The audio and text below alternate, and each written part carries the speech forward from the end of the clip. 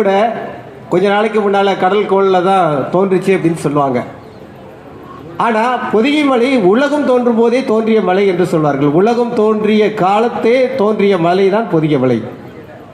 அந்த பொதிகை மலை உச்சியிலே தமிழும் தோன்றியிருக்கிறது, தென்றலும் தோன்றியிருக்கிறது, தாமிரவர்ணியும் தோன்றியிருக்கிறது. அதனால தான் பார்த்தீங்க அப்படின்னு சொன்னால் மதுரையை ஆண்ட பாண்டிய மன்னன் பொருண்டைமலை உச்சியிலே புறப்படும் தென்றல் என்று அழகாக கவி பாடுவான்.